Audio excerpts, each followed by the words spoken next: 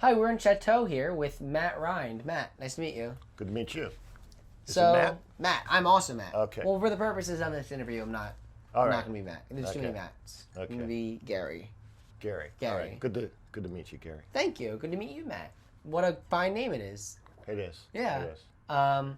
So tell me about Chateau. Tell me about this warehouse. Tell me about everything Okay. you ever... Chateau. Going back into the mist of time, I remember reading this about this neighborhood before the white folks showed up in Pittsburgh, Shawnee Indian Nation.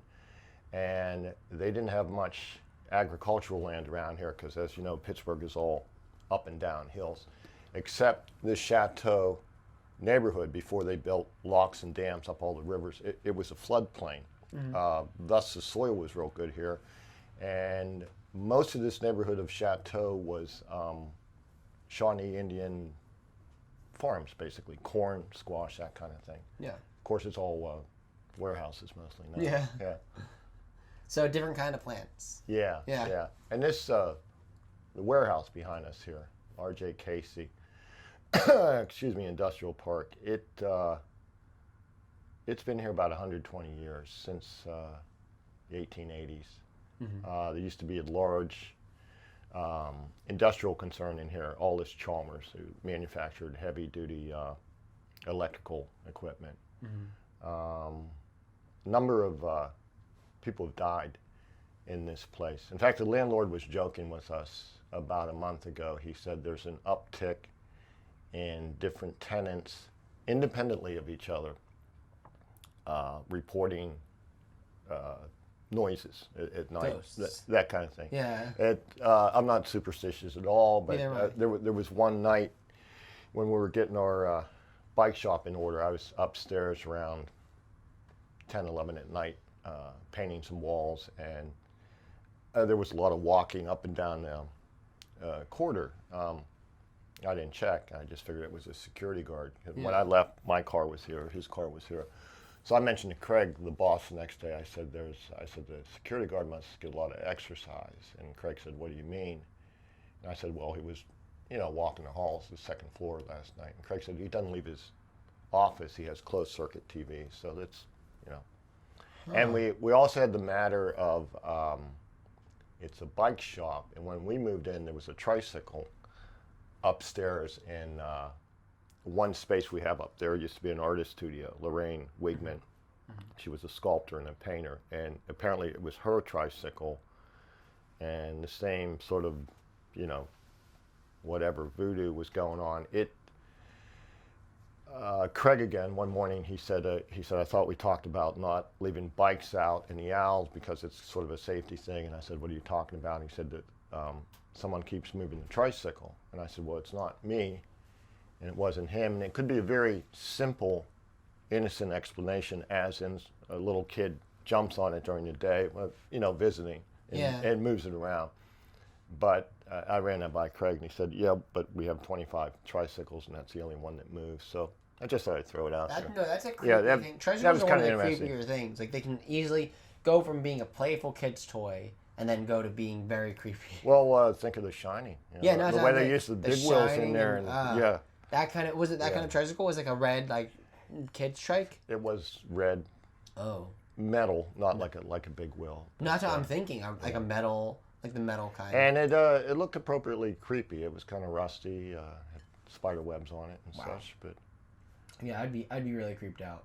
So there might be ghosts. But there definitely was history. There's what we call mystery rooms in this warehouse. Rooms where tenants either passed away or stopped paying rent and left their stuff behind, or just unexplained. There's a room upstairs where, unlocked, when you go in, there's an entire church pipe organ laid out on the floor. Pittsburgh has all these churches that get out of use and get demolished, and I guess someone disassembled it, put it upstairs. There's a room full of African sculpture, wood sculpture, from this size up to life size. We can look over a common wall into this space, and it has a real thick layer of dust on it. We've been here a year and a half. We've never seen anyone go in the room. So, have you talked to your landlord about it, or? Yeah, he said someone's paying rent on it, but I never see him. I guess it's just in storage. But, yeah. Yeah. Organ and giant African sculptures and.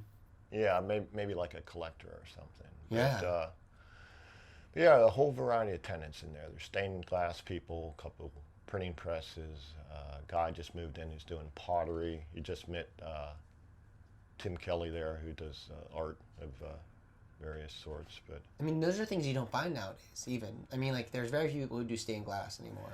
Yeah. And there's very few people who do printing presses. Yeah, there must be 3 or 4 printing presses in this complex, and then there's people that rent rooms. You see them and you kind of wave hi at them, and you don't actually know what they're doing, but they're doing something in the rooms. Hopefully they're doing something. Yeah. And I guess you get to know your neighbors quite well. Yeah, in fact, Get Hip Records on the 3rd level.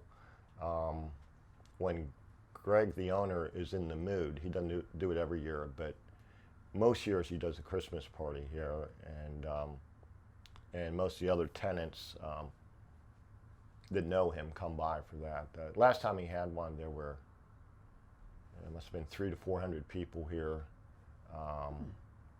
Craig's band, the Cynics, a couple other bands played, a lot of food, open bar. And on our 2nd level, Bike Heaven, we have a 5,000 square foot room and a lot of bikes, of course, but we rent it out for events. We've had restaurants, we had food tastings there. Guy had a birthday party a while back, about 100 people. People go out on bike rides and group ride, wind up here for the evening, and food, music, wine, women song, all that kind of thing. Yeah. No, I mean people who ride. Yeah, I've seen it happen. Group bikes, like stopping into restaurants and like ordering a ton of food. I guess you get pretty hungry when you're biking. Yeah, there's a buddy of ours, Seth. He works for the organization Bike Pittsburgh, and him and a group of friends did a 110-mile ride, 55 miles out and then back, and they wound up here for the evening, and just had some. Couple kegs of beer, catered food, DJ Zombo, famous. Oh, he's really good. Yeah, I've met him. Yeah, that was our first. He's a screen printing thing as well, like a screen printing place. Yeah, and he seems pretty creative, and doing all the music on the laptop, so it's just an infinite. Whatever song you may have in your head, he can pull it out of the stratosphere and play it. And put it into the airways. And then I guess also, did we talk about the residential, like the people who live around here, or? I wanted to mention it's pretty sure about this. It's the least populated neighborhood in Pittsburgh. I think the 2000 census showed 39, and there was a recent count. There's more development going in. 81, but I've always been curious about where these 81 people live because I've never seen a residence in Chateau. Yeah. It's between the High River Boulevard, the river, and it's all warehouses. So I'm assuming these 81 people who are actually registered on the books are living in warehouse space. And I know off the top of my head, I won't disclose their names, but I know 10 to 20 people who are living down here in their, their warehouse workspace. Yeah, they talked about that. Yeah, because they said that there's and 35 people is also really small. But I mean, at the same time, there was I remember there was a news article that talked about it, and it was saying that they came around here. It seemed like there's not very many. Came around at night, and they couldn't find these. Well, it was 39 in year 2000. The latest rough count was 81, but I think the Post-Gazette reporter actually tried to find signs of human habitation at night and couldn't see any, but I know they're here. I know where some of them are at. They gotta be around, And that's not even mentioning there's homeless that have little encampments here and there. Yeah. And then there's also ghosts. If the ghosts if they fill out the census. The 2 homeless bike thieves are no longer living in the area because Craig and I took care of that. You took care of it. Yeah. You get a working relationship with the ghosts also to help with the homeless. We sick the ghosts on the thieves. And, so that's all taken care of. That works. All right. Well, it was great having you on the show. Thank you, Gary. Thank you. All right.